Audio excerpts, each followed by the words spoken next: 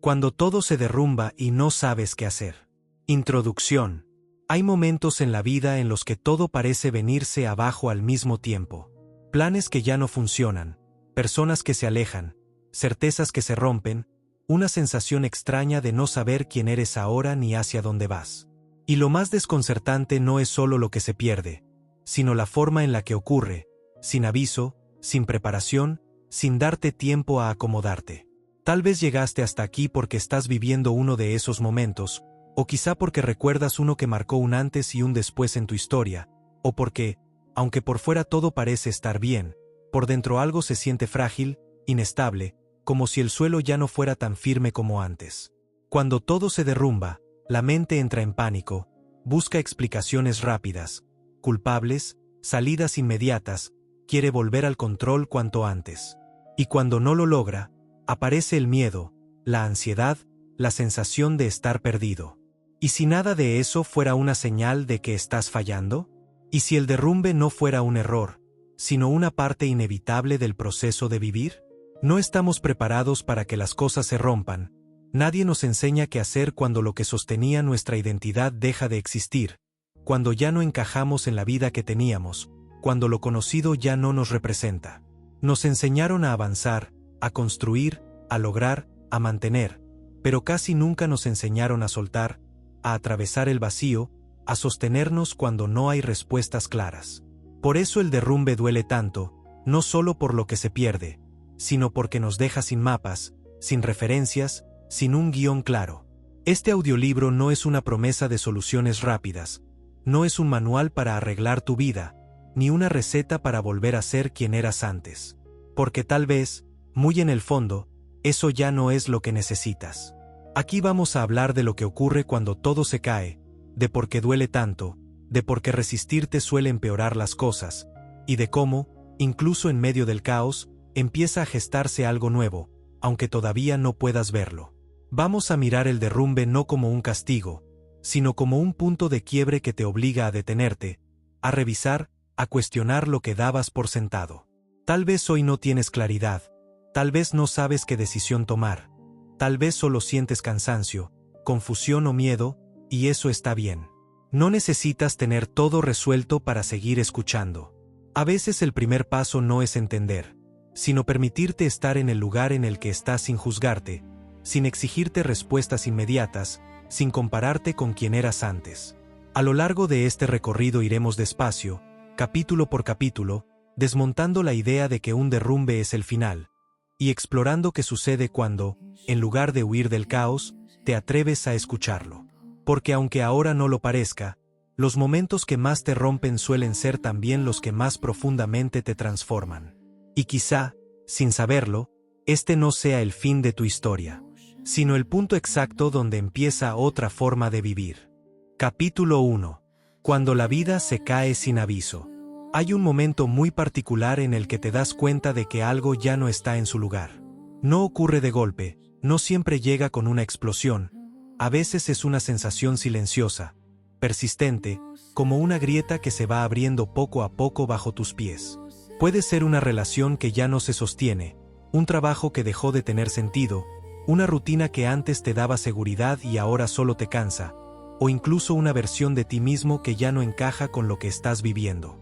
La vida rara vez te avisa con claridad, no manda cartas de despedida ni explicaciones ordenadas, simplemente empieza a quitarte lo que ya no puede acompañarte a la siguiente etapa, aunque tú todavía no estés listo para soltarlo. Y cuando eso pasa, lo primero que aparece es la incredulidad. ¿Cómo llegué hasta aquí? ¿En qué momento todo cambió? ¿Por qué ahora? ¿Por qué así? El derrumbe duele porque rompe la ilusión de continuidad, esa idea de que si haces las cosas bien, la vida debería seguir una línea lógica, estable, predecible. Pero la vida no funciona así. Nunca lo hizo. Crecer, cambiar, evolucionar implica necesariamente que algo se caiga, que algo termine, que algo deje de funcionar, aunque te haya servido durante mucho tiempo.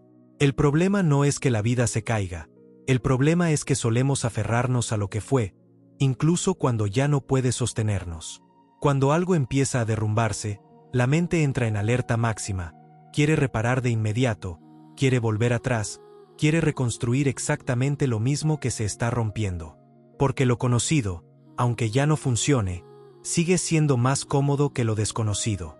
Y ahí comienza la lucha interna. Una parte de ti sabe que algo terminó, pero otra se resiste, se niega, intenta forzar la realidad para que vuelva a ser como antes. Esa resistencia no te protege, te desgasta, te mantiene atrapado en un estado de tensión constante, donde nada encaja del todo, donde todo se siente a medias. El derrumbe no solo afecta lo externo, también sacude tu identidad. Si ya no soy esto que era, entonces, ¿quién soy ahora? Si ya no tengo esto que me definía, ¿qué queda de mí? Por eso el miedo se vuelve tan intenso, porque no solo pierdes cosas, pierdes referencias, pierdes la imagen que tenías de ti mismo, pierdes el relato que te contaba sobre tu vida. Y sin darte cuenta, empiezas a preguntarte si fallaste, si tomaste malas decisiones, si pudiste haber hecho algo diferente. Como si el derrumbe fuera una prueba de que algo está mal contigo. Pero no todo lo que se cae es un error. Muchas veces se cae lo que ya no podía crecer. La vida no te rompe para castigarte. Te rompe cuando seguir igual sería más dañino que atravesar el dolor del cambio. Eso no hace que duela menos, pero le da otro sentido. Tal vez ahora mismo sientes que todo se desordenó, que perdiste el control, que no sabes cómo volver a empezar. Y eso es exactamente lo que ocurre cuando el viejo mapa deja de servir. Antes de que algo nuevo se construya, el terreno necesita limpiarse, aunque ese proceso sea incómodo, confuso y aterrador. En este primer capítulo vimos algo importante, que los derrumbes no llegan por casualidad, que no aparecen para destruirte, sino para interrumpir una forma de vida que ya no podía sostenerte. Que el dolor que sientes no es debilidad, es señal de que estás atravesando un punto de quiebre real. Quédate con esto. No estás perdido porque todo se haya caído, estás en transición. Y aunque ahora no lo veas, el derrumbe no es el final del camino.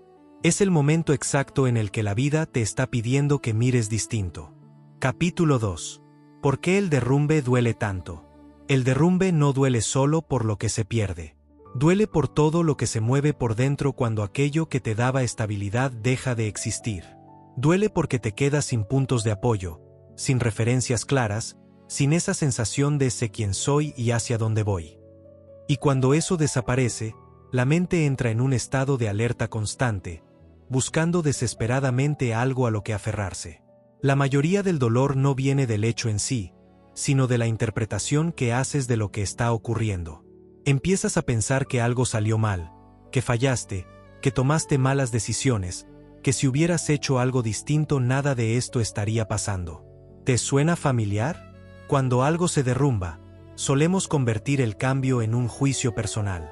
En lugar de ver el proceso como una transformación inevitable, lo vivimos como una prueba de incapacidad, como si la vida nos estuviera señalando con el dedo. El derrumbe duele porque rompe expectativas. Expectativas sobre cómo debería ser tu vida, sobre lo que ya tendrías que haber logrado, sobre la imagen que construiste de ti mismo y que ahora se tambalea. También duele porque despierta miedos antiguos. Miedo a quedarte solo, miedo a no saber empezar de nuevo, miedo a no ser suficiente sin eso que perdiste, miedo a descubrir que no tienes todas las respuestas. Y hay algo aún más profundo. El derrumbe te obliga a enfrentar una verdad incómoda, que nada es tan estable como creías, que el control es limitado, que la seguridad absoluta no existe. Aceptar eso sacude tu mundo interno.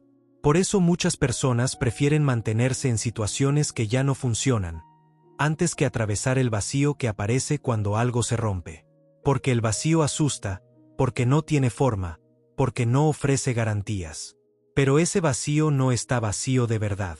Está lleno de preguntas que aún no te atreviste a hacer, de partes de ti que no habías escuchado, de posibilidades que todavía no puedes imaginar. El dolor también aparece porque el derrumbe toca directamente la identidad. Si durante años te definiste por una relación, un rol, un trabajo, una etapa, una versión de ti mismo, cuando eso cae, no solo pierdes algo externo, pierdes la forma en la que te explicabas a ti mismo quién eras. Y entonces surge la pregunta más difícil. Si ya no soy esto, ¿qué soy ahora? Esa pregunta no tiene una respuesta inmediata. Y eso es lo que más angustia. Vivimos en una cultura que exige claridad constante, decisiones rápidas, respuestas inmediatas. Pero el derrumbe no funciona así. Es un proceso lento, confuso, lleno de contradicciones. Hay días en los que sientes alivio, como si algo pesado se hubiera soltado. Y otros en los que el miedo vuelve con fuerza y te preguntas si no cometiste un error. Ambas cosas pueden coexistir. Y no significa que estés retrocediendo. El dolor del derrumbe también aparece cuando intentas forzarte a estar bien demasiado pronto. Cuando te exiges entender, superar, cerrar, seguir adelante, sin haberte dado el tiempo de sentir, de procesar, de asimilar lo que se perdió. No todo se resuelve acelerando el paso. Algunas cosas solo se acomodan cuando les permites tiempo y espacio.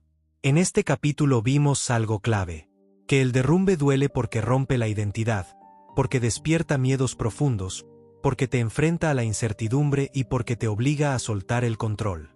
No porque estés fallando, no porque seas débil, no porque hayas hecho algo mal. Quédate con esto. El dolor que sientes no es una señal de que algo esté mal contigo. Es una señal de que estás atravesando un cambio real. Y aunque ahora no lo parezca, entender por qué duele es el primer paso para dejar de pelear con el proceso. Y empezar, poco a poco, a caminar dentro de él con más conciencia. Capítulo 3. El miedo a perder lo que eras. Cuando algo se derrumba, no solo temes perder lo que tenías. Temes perder lo que eras mientras eso existía. Porque durante años, quizás sin notarlo, fuiste construyendo tu identidad alrededor de ciertas certezas, ciertos roles, ciertas historias que te contabas sobre ti mismo. Yo soy esta persona, hago esto, pertenezco aquí, este es mi lugar en el mundo. Y cuando eso se rompe, el miedo no aparece solo por el futuro incierto, aparece porque el pasado deja de sostenerte. De pronto, miras hacia atrás y te preguntas, ¿quién soy si ya no soy eso? ¿Qué queda de mí si esa versión desaparece? ¿Qué sentido tiene todo lo que viví si ahora ya no encaja? Este miedo es profundo porque toca algo esencial. La necesidad humana de continuidad, de sentir que tu vida tiene una línea, una coherencia, una narrativa clara. Cuando esa narrativa se quiebra, el ego entra en crisis. No porque seas débil, sino porque estaba acostumbrado a definirse a través de lo conocido. Perder lo que era se siente como perder el suelo, porque esa identidad te daba dirección, te decía cómo actuar, qué esperar, qué evitar. Sin ella, todo parece abierto, y lo abierto asusta. Por eso muchas personas prefieren quedarse en versiones que ya no les hacen bien, antes que atravesar el miedo de no saber quiénes serán después. A veces el miedo no es al cambio en sí, sino a no reconocerte en el espejo cuando todo termine de acomodarse. Y aquí hay algo importante que rara vez se dice. Ninguna identidad es permanente. Todas son etapas. Lo que fuiste a los 20 no podía sostenerte a los 30. Lo que fuiste antes de una pérdida no puede acompañarte después. Lo que fuiste antes de despertar ciertas preguntas ya no encaja cuando esas preguntas aparecen. El problema no es que cambies. El problema es intentar seguir siendo alguien que ya cumplió su función. El miedo a perder lo que eras también trae culpa. Culpa por dejar atrás versiones que te protegieron, que te ayudaron a sobrevivir, que hicieron lo mejor que pudieron con lo que sabían en ese momento. Pero cambiar no es traicionar tu historia. Es honrarla y seguir adelante. No estás negando lo que fuiste, lo estás integrando. Sin embargo, cuando el derrumbe ocurre, esa integración todavía no se ve clara. Solo se siente el vacío. Y entonces aparece la tentación de reconstruir lo mismo, de volver atrás, de repetir patrones solo para no sentir esa incomodidad. Pero volver a ser quien eras no siempre es posible. Y muchas veces, tampoco es deseable. El miedo a perder lo que eras también es miedo a perder la aprobación. La de los demás. Y la tuya. ¿Y si ya no encajo? ¿Y si decepciono? ¿Y si elijo un camino que nadie entiende? ¿Y si descubro que quiero algo distinto? Este miedo es natural, porque cuando cambias, no solo se reacomoda tu mundo interno, también se reacomodan tus relaciones, tus prioridades, tus límites. Y no todos están preparados para acompañarte en ese movimiento. Aceptar eso duele. Pero quedarte detenido por miedo a perder una versión vieja de ti duele más a largo plazo. En este capítulo vimos algo esencial. Que el miedo a perder lo que eras no significa que estés retrocediendo. Significa que estás soltando una identidad que ya no puede crecer contigo. Que no se trata de borrar el pasado, sino de dejar de vivir atrapado en él. Quédate con esto. No estás perdiendo quién eres. Estás dejando espacio para descubrir quién puedes llegar a ser. Y aunque ahora esa versión aún no tenga forma, nombre ni certezas, el simple hecho de atravesar este miedo ya es parte de tu transformación. Capítulo 4. Cuando resistirte solo empeora todo. Cuando algo se derrumba, la reacción más común es resistirse. Resistirse al cambio, resistirse a la pérdida, resistirse a aceptar que la vida ya no es como antes. La resistencia aparece casi de forma automática, como un mecanismo de defensa. Intentas mantener todo en su lugar, sostener lo que se cae, forzar las piezas para que encajen otra vez. Aunque ya no encajen, te dices que todavía puedes arreglarlo, que si haces un último esfuerzo todo volverá a la normalidad, que no es tan grave, que solo necesitas aguantar un poco más. Y sin darte cuenta, empiezas a gastar una enorme cantidad de energía en luchar contra algo que ya está ocurriendo. La resistencia no evita el derrumbe, solo lo hace más doloroso. Porque mientras la vida se mueve, tú te quedas empujando contra una pared invisible, esperando que la realidad cambie solo porque tú no estás listo para aceptarla. Resistirte es quedarte atrapado en el «esto no debería estar pasando». Y ese pensamiento se convierte en una prisión mental. Cada vez que te repites que esto no debería ser así, aumentas la frustración, la rabia, la impotencia. No porque la situación sea peor, sino porque tu mente está peleando con lo inevitable. La resistencia también se disfraza de control. Intentas analizar todo, entenderlo todo, prever cada escenario, anticiparte al dolor, como si pensar más pudiera devolverte la seguridad perdida. Pero pensar sin parar no es claridad. Es miedo buscando refugio. Cuanto más te resistes, más se tensa tu cuerpo, más se acelera tu mente, más te desconectas del presente. Y esa tensión constante termina agotándote. Hay personas que pasan meses, incluso años, resistiéndose a un cambio que ya ocurrió. Viven ancladas en el pasado, comparando todo con lo que fue, midiendo cada momento con una versión anterior de su vida. Y mientras tanto, la vida sigue. La resistencia no solo te impide avanzar, también te impide ver. Ver que se está abriendo, ver que ya no funciona, ver que necesitas aprender. Aceptar no significa rendirse. Aceptar no es resignarse ni bajar los brazos. Aceptar es reconocer la realidad tal como es, sin adornos, sin negaciones, sin peleas internas. Es decirte con honestidad, esto está pasando, aunque no me guste, aunque no lo entienda, aunque me duela. Solo desde ahí puedes empezar a moverte con más conciencia. La resistencia te mantiene atado a una idea fija de cómo debería ser tu vida. La aceptación te permite responder a cómo es realmente. Cuando dejas de resistirte, no desaparece el dolor de inmediato, pero sí se libera una enorme cantidad de energía que antes estaba atrapada en la lucha. Esa energía empieza a usarse para algo más útil, para observar, para sentir, para tomar decisiones más alineadas con el momento presente.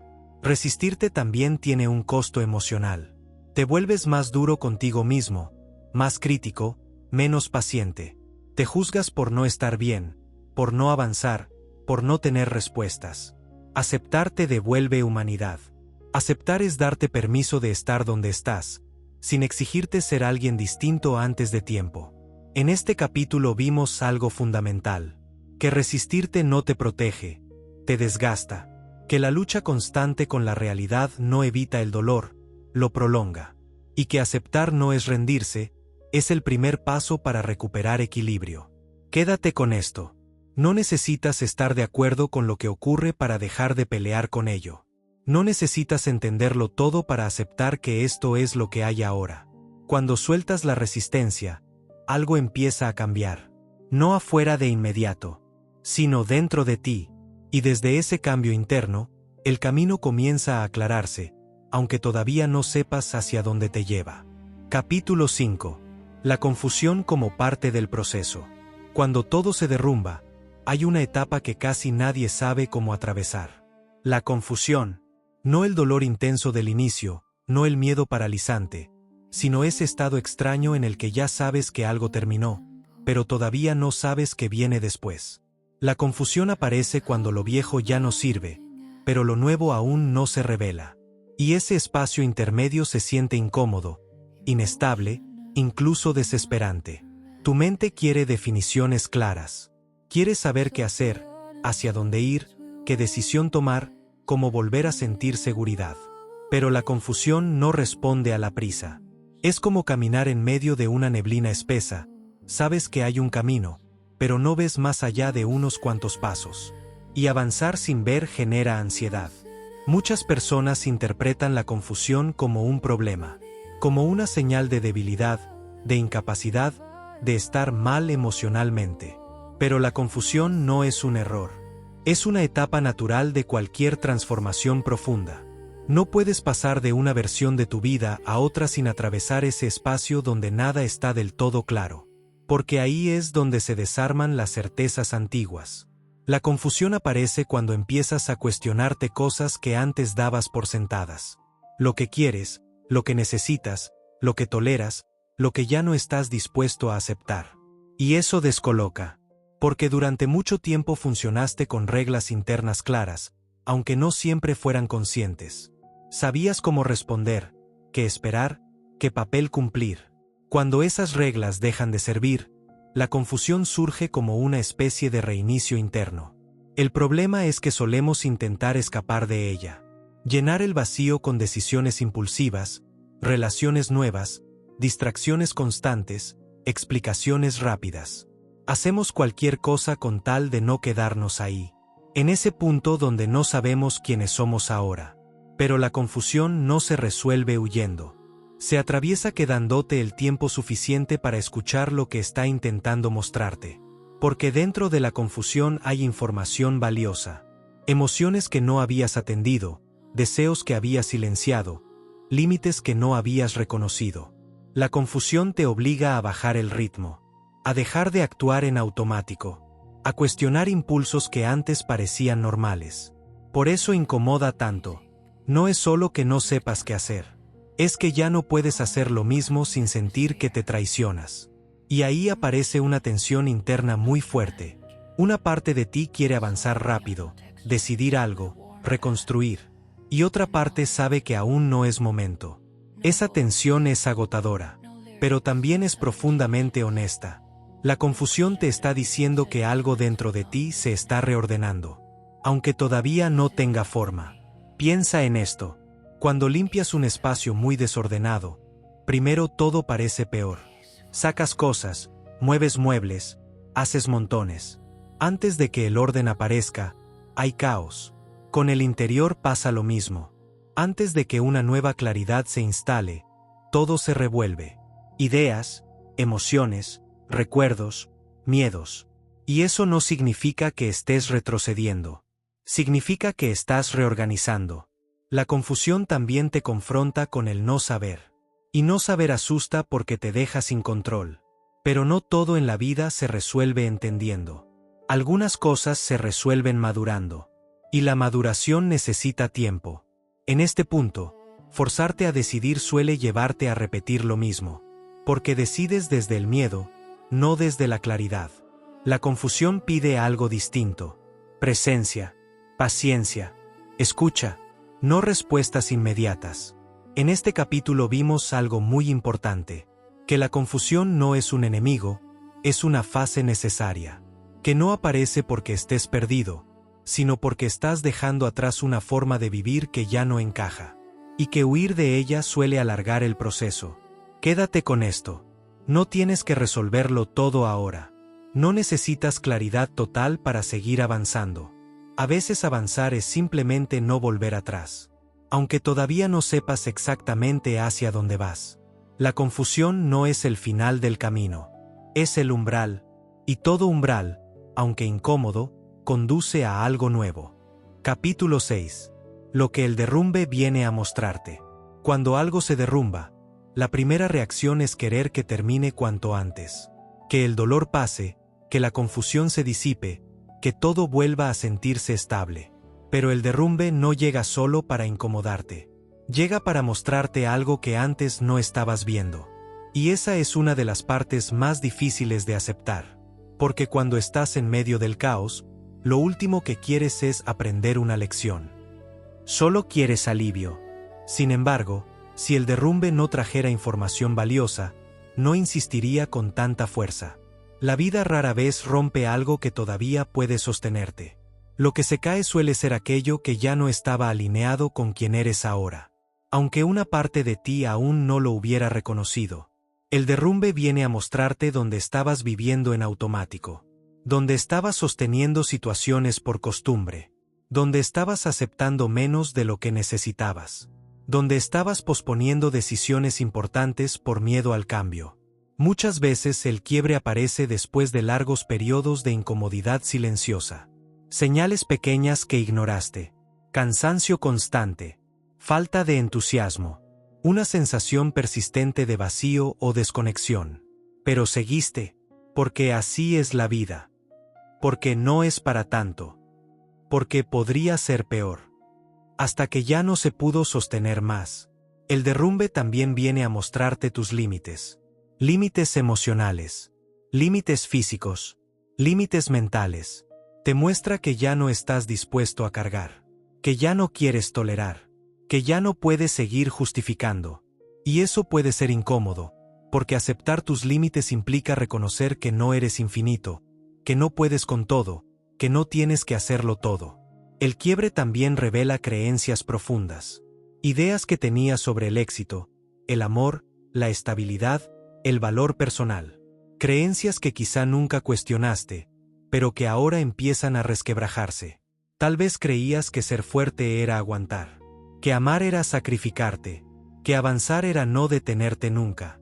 Y el derrumbe llega a decirte, no siempre, a veces ser fuerte es parar, a veces amar es poner límites, a veces avanzar es soltar. El derrumbe también muestra partes de ti que estaban dormidas, emociones que evitabas sentir, deseos que no te permitías reconocer, necesidades que minimizabas para encajar. Cuando todo está estable, esas partes pueden seguir escondidas.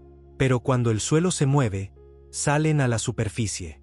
Y eso no significa que estés empeorando. Significa que estás viendo con más honestidad. Hay algo importante aquí. El derrumbe no te dice exactamente qué hacer. No te da un manual ni instrucciones claras. Solo te muestra. Te muestra que algo no iba por el camino correcto.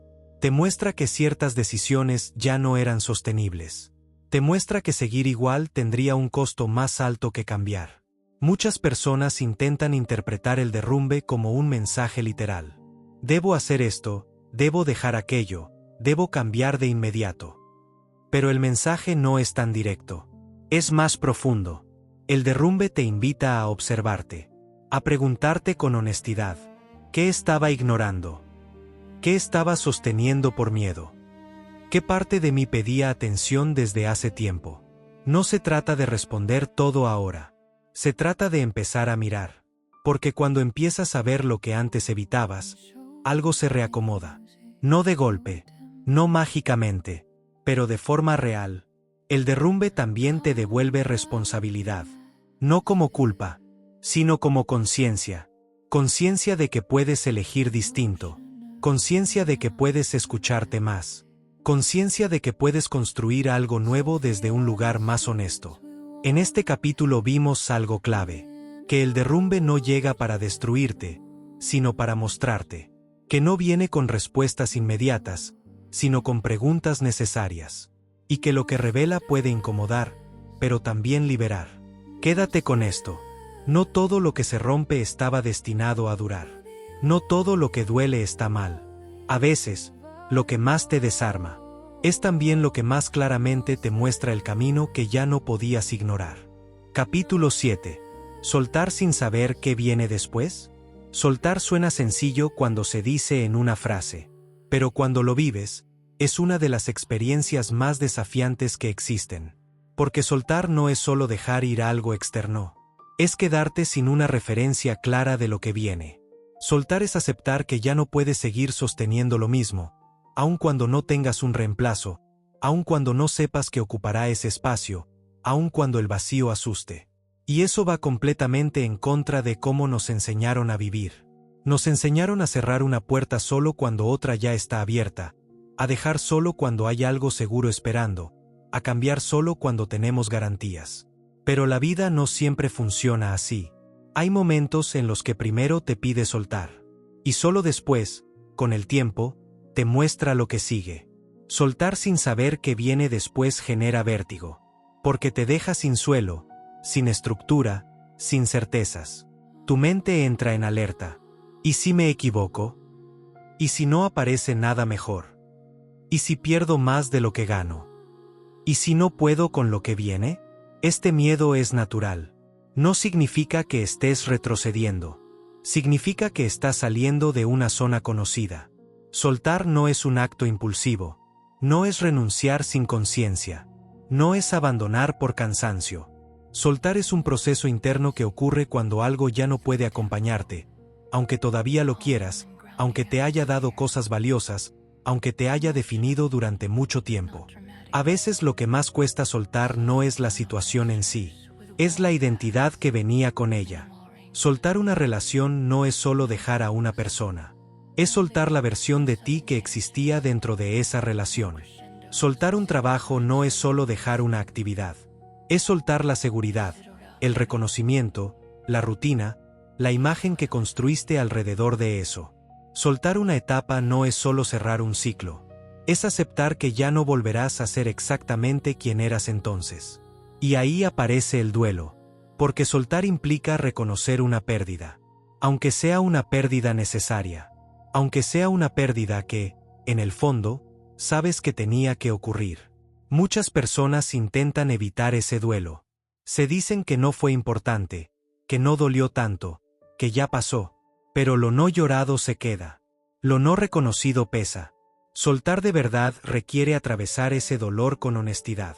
Sin dramatizarlo, pero sin minimizarlo. También hay algo más profundo. Soltar es renunciar a la ilusión de control. Porque mientras sostienes algo, sientes que tienes una dirección clara.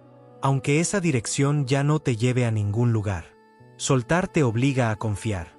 No en que todo será perfecto, sino en que sabrás responder cuando llegue lo que tenga que llegar. Y esa confianza no aparece de inmediato. Se construye paso a paso. Soltar no es un evento único. Es una serie de pequeñas decisiones internas. Decidir no volver a justificar lo que te lastima. Decidir no seguir forzándote a encajar. Decidir escucharte cuando algo dentro dice hasta aquí.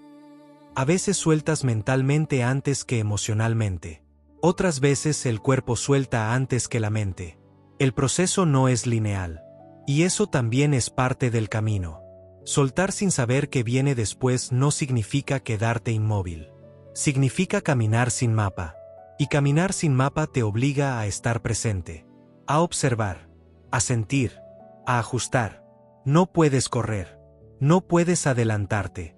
Solo puedes dar el siguiente paso posible. Ese tipo de caminar desarrolla una fuerza distinta. No la fuerza del control, sino la fuerza de la adaptación. En este punto descubres algo importante. Que no necesitas tener todo resuelto para avanzar. Que no necesitas certezas absolutas para moverte. Necesitas honestidad. Y disponibilidad. Disponibilidad para reconocer lo que ya no va. Y honestidad para no seguir viviendo desde el miedo. En este capítulo vimos algo esencial. Que soltar no es perderlo todo. Es dejar espacio. Que el vacío no llega para castigarte. Llega para que algo nuevo pueda existir. Y aunque ahora no sepas qué viene después. Aunque el camino todavía no se vea claro. El solo hecho de soltar con conciencia ya es un acto profundo de valentía. Quédate con esto. No estás vacío. Estás en transición. Y toda transición, aunque incómoda, es señal de movimiento. A veces no saber qué viene después no es un problema. Es la prueba de que por fin dejaste de forzar un camino que ya no era para ti. Capítulo 8. Reconstruirte sin volver a lo mismo. Después del derrumbe, casi todos quieren lo mismo, volver a estar bien. Recuperar estabilidad, sentir control, dormir en paz, dejar de pensar tanto.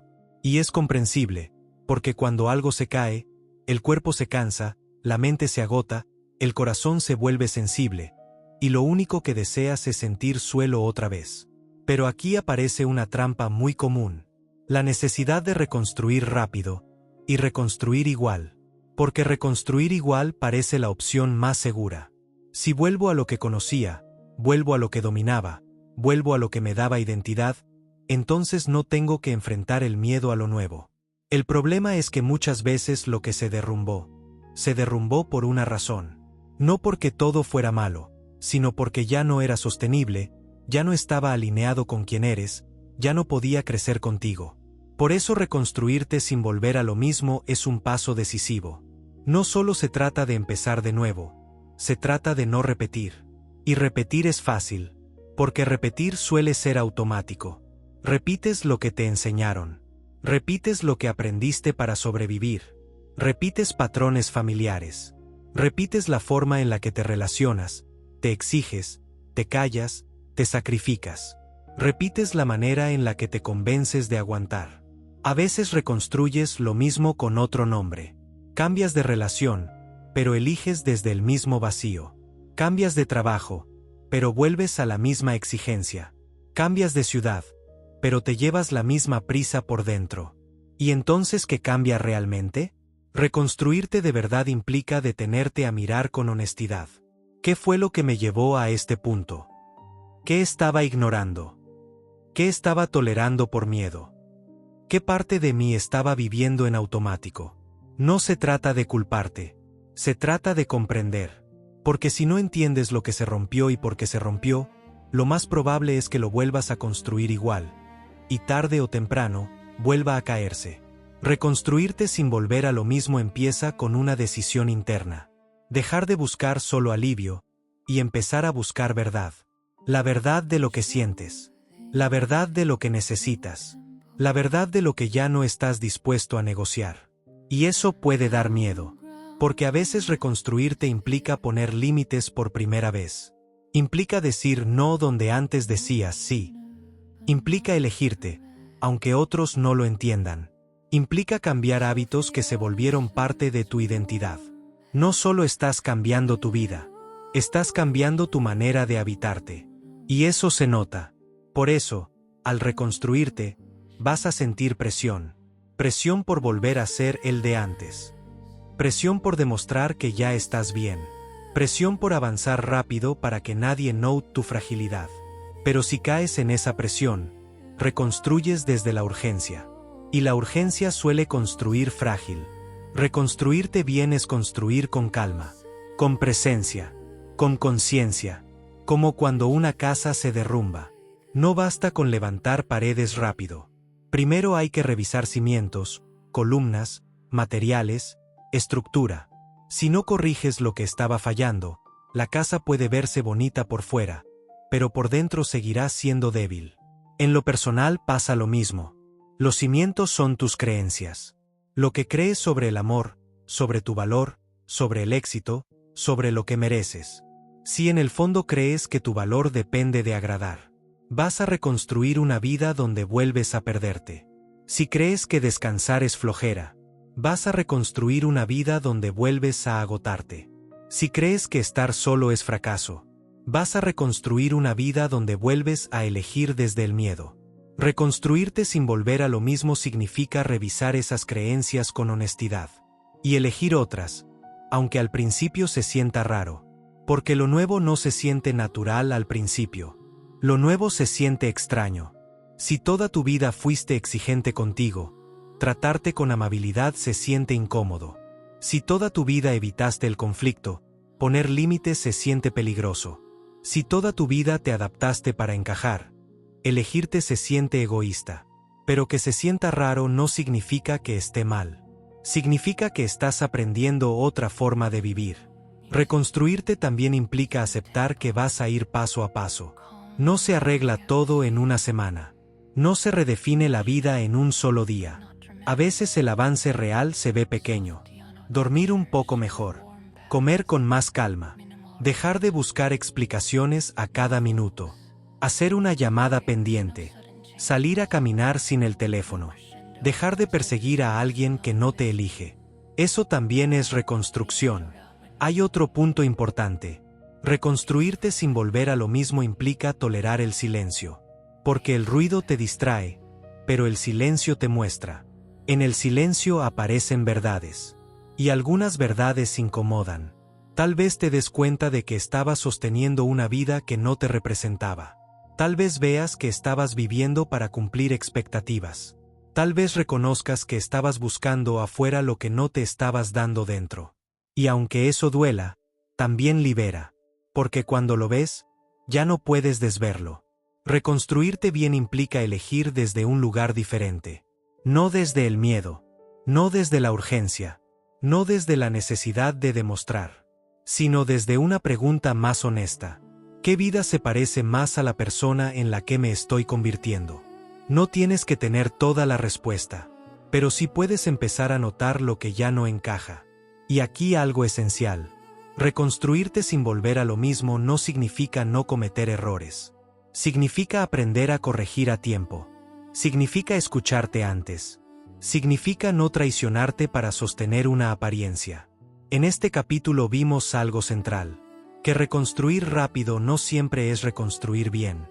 Que el riesgo no es empezar de nuevo. El riesgo es repetir sin darte cuenta. Y que la verdadera reconstrucción empieza revisando cimientos, no decorando paredes. Quédate con esto. No tienes que volver a ser quien eras. Solo necesitas ser más honesto contigo que antes. Y si construyes desde esa honestidad, paso a paso, con calma, con conciencia, lo que venga después podrá sostenerte mejor. No porque la vida sea perfecta, sino porque tú estarás más presente dentro de ella. Capítulo 9. Encontrar dirección en medio del caos. Cuando todo se derrumba y el ruido interno parece no detenerse, una de las preguntas más insistentes aparece una y otra vez. ¿Hacia dónde voy ahora? No es una pregunta ligera. No es curiosidad. Es una necesidad profunda de volver a sentir orientación cuando todo parece desordenado. El caos desarma las rutas conocidas. Lo que antes te guiaba ya no funciona. Las decisiones que antes parecían lógicas ahora se sienten vacías. Y el futuro se vuelve una especie de territorio borroso. En ese estado, muchas personas buscan dirección como quien busca una salida de emergencia. Rápida, clara, definitiva. Pero la dirección no siempre aparece como un camino visible. A veces aparece como una intuición débil, como una incomodidad persistente, como una certeza silenciosa de que ya no puedes seguir igual. Encontrar dirección en medio del caos no es lo mismo que tener todo claro. Es algo mucho más sutil. Es aprender a distinguir entre impulso y señal, entre miedo y deseo, entre urgencia y verdad, porque en el caos, la mente grita, pero la dirección no grita. Susurra. Y si estás acostumbrado a vivir desde la prisa, desde la exigencia o desde la expectativa externa, ese susurro puede pasar desapercibido. El caos te obliga a bajar el volumen de lo externo, a escuchar con más atención lo interno. Pero eso da miedo, porque escuchar de verdad implica aceptar respuestas que quizá no esperabas. Tal vez descubres que no quieres lo que llevabas años persiguiendo.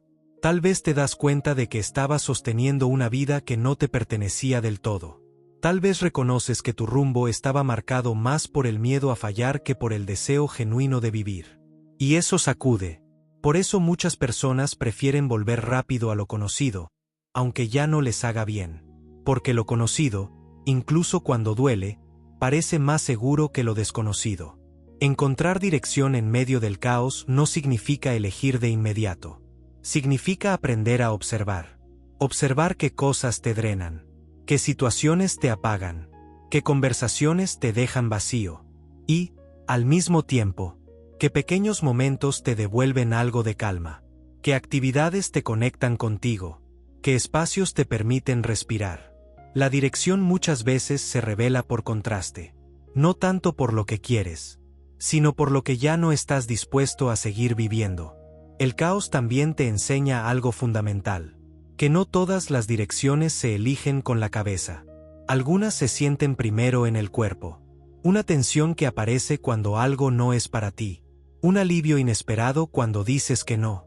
Una ligereza extraña cuando sueltas una obligación que no te correspondía. Esos pequeños registros son brújulas internas. Pero para percibirlas, necesitas dejar de exigirte respuestas inmediatas. La vida no siempre te pide decidir. A veces te pide esperar con conciencia. Esperar no como resignación, sino como observación activa. Durante ese tiempo, el caos cumple una función clave. Desarma rutas falsas. Te muestra caminos que seguías por inercia. Decisiones que tomabas por aprobación. Metas que perseguías por comparación. Y cuando esas rutas se caen, aparece un vacío. Pero ese vacío no es ausencia. Es espacio. Espacio para algo más alineado. Encontrar dirección en medio del caos también implica aceptar que el camino no será lineal. Que habrá avances y retrocesos. Momentos de claridad seguidos de dudas. Eso no significa que estés fallando. Significa que estás ajustando. La verdadera dirección no siempre te hace sentir seguro al inicio. A veces te hace sentir incómodo, porque te saca de lo conocido. Pero hay una diferencia clara. El miedo que paraliza, y el miedo que acompaña un movimiento honesto. El primero te encierra. El segundo te invita a crecer. Aprender a reconocer esa diferencia es parte de encontrar rumbo. La dirección tampoco siempre es un gran propósito. A veces es algo mucho más simple. Elegir descansar cuando siempre te exigiste. Elegir decir la verdad cuando siempre callaste. Elegir ir más lento cuando siempre corriste. Elegir cuidarte cuando siempre te pusiste al final. Esas elecciones pequeñas, sostenidas en el tiempo, crean dirección. Porque la dirección no se construye solo con metas. Se construye con coherencia. Coherencia entre lo que sientes, lo que piensas y lo que haces. El caos te obliga a revisar esa coherencia. Porque cuando no existe, el sistema se rompe. Encontrar dirección en medio del caos también implica soltar la fantasía de certeza absoluta. No vas a tener garantías. No vas a saber con total seguridad si estás haciendo lo correcto. Y eso está bien. La vida no se vive con mapas perfectos.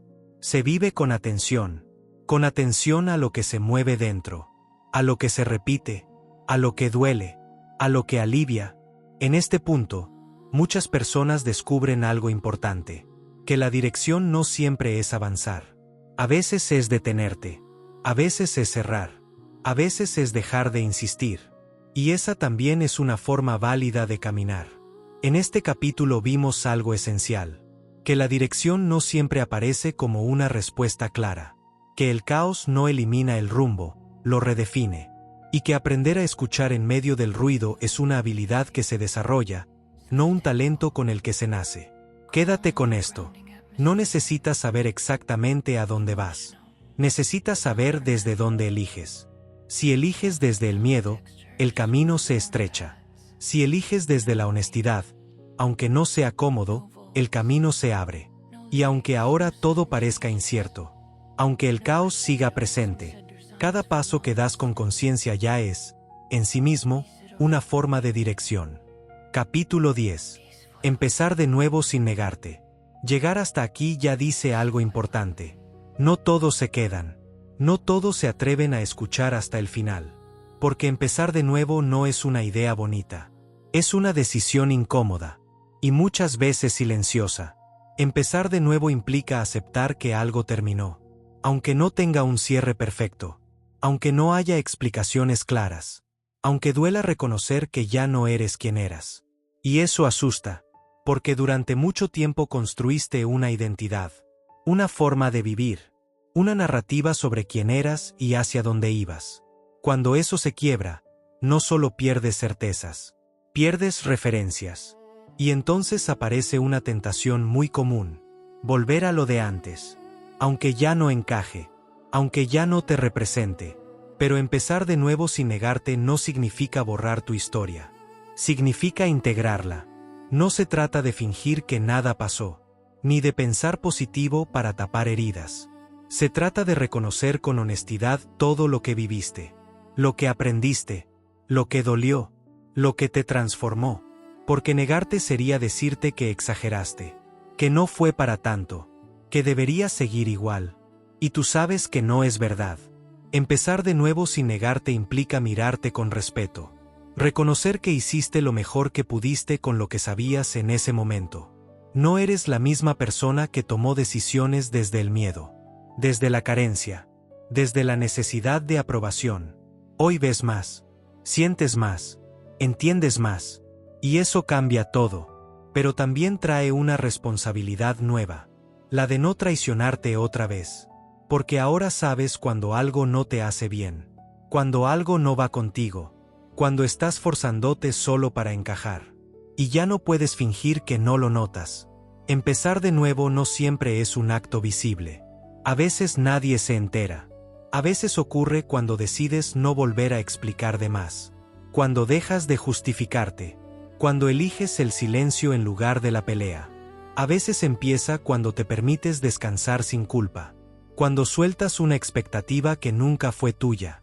Cuando aceptas que cambiar de opinión también es crecer. Empezar de nuevo sin negarte también implica paciencia. No vas a sentir claridad inmediata. No vas a despertar un día con todo resuelto. Habrá días de duda, días de nostalgia, momentos en los que mires atrás y te preguntes si no fue un error. Eso no significa que estés retrocediendo. Significa que estás atravesando. Todo proceso real tiene capas. La mente quiere atajos, pero la integración necesita tiempo. A veces el inicio no se siente como entusiasmo. Se siente como cansancio. Cansancio de fingir, de sostener lo insostenible, de vivir desconectado de ti. Y ese cansancio, aunque incómodo, también es una señal. Te está diciendo que algo dentro de ti ya no acepta medias verdades. Empezar de nuevo sin negarte es aprender a caminar sin disfraz. Tal vez más lento, tal vez con menos certezas, pero con más coherencia. Y esa coherencia se nota, aunque nadie la aplauda.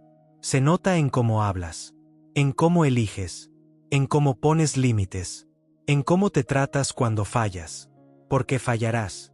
Y eso también forma parte del comienzo. Pero ahora el error no te define, te informa. Ya no necesitas castigarte para crecer. Ya no necesitas tocar fondo para cambiar. Puedes elegir distinto desde la conciencia. Empezar de nuevo sin negarte también significa aceptar que no todos te acompañarán. Algunas personas solo te conocieron en versiones anteriores. Y eso está bien. No todos entienden cuando cambias. No todos celebran cuando te eliges. Pero tu paz no puede depender de su comprensión. Hay algo profundamente liberador en dejar de explicarte, en permitir que otros piensen lo que quieran, mientras tú sabes quién eres hoy, porque empezar de nuevo no es convencer, es sostener tu decisión incluso cuando nadie la valida. Y eso requiere valentía, la valentía tranquila, no la que grita, la que permanece. Al final, todo este recorrido apunta a algo esencial. No estás aquí para repetir tu historia. Estás aquí para comprenderla. No estás aquí para vivir desde el miedo. Estás aquí para aprender a elegir con conciencia. No estás aquí para tener todas las respuestas. Estás aquí para hacerte mejores preguntas. Y si hoy estás empezando de nuevo, aunque no sepas exactamente cómo, aunque el camino aún no esté claro, recuerda esto: no necesitas convertirte en alguien distinto. Necesitas dejar de alejarte de quien ya eres. Ese es el verdadero inicio. No espectacular, no inmediato, pero profundamente real. Y quizá, solo quizá, eso era lo que la vida llevaba tiempo intentando mostrarte.